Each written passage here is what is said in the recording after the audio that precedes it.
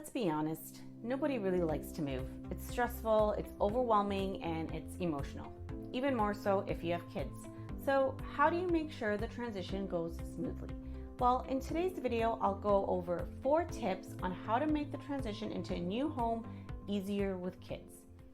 Hey everyone, I'm Tamara Otchere, your family's trusted realtor, and I simplify the real estate process for growing families in and around Toronto's West End. All right, tip number 1, be honest with them.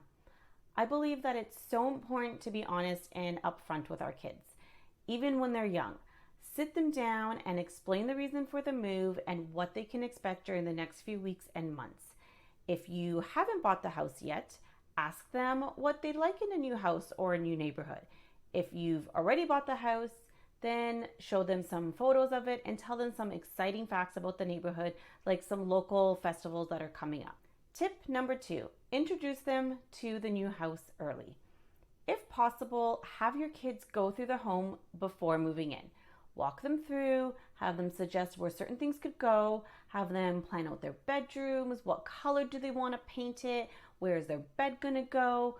Get them excited for their new space. And afterwards, finish the house tour on a positive note by taking them to a local park or restaurant for some dessert. Tip number 3, keep the consistency. I know moving day is very stressful. There's a lot of moving pieces and it can get very overwhelming. And it's even more overwhelming for our kids. So to make it a bit easier on them, make sure to have what they know in a clearly marked box. Have their favorite bedtime stuffies or favorite toys, blankets, anything that provides them comfort, have it readily available for you. Also try to have their favorite snacks available as well.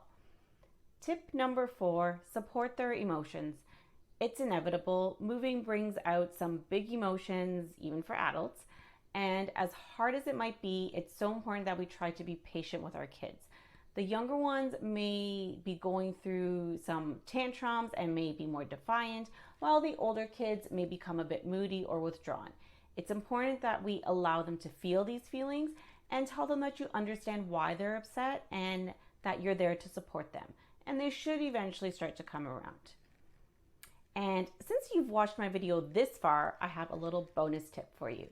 Enlist the help of grandparents or anyone that the kids are familiar spending time with. Some people will recommend that you do the move while the kids are in school and daycare, but I know that this would just crush my kids. My boys always want to be a part of these big changes. So if your kids are anything like mine, having a relative or a family friend come over to help watch them while you focus on the actual move will keep the frustration levels down.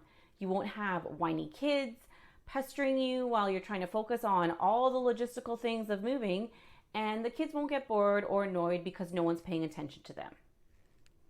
So bottom line, moving can suck, especially for kids, but I hope that these tips help make the transition a bit easier on your family. And if you haven't bought that new house yet, you'll want to check out my previous videos on how to show your current home even when you have kids and pets, and 4 tips on how to house hunt with your children successfully. If you're thinking about making a move to Toronto's West End with your family and find yourself overwhelmed, let me bring you some clarity. Start by downloading a copy of my free guide. You'll find the link below. You'll also find all my contact info below, so feel free to reach out.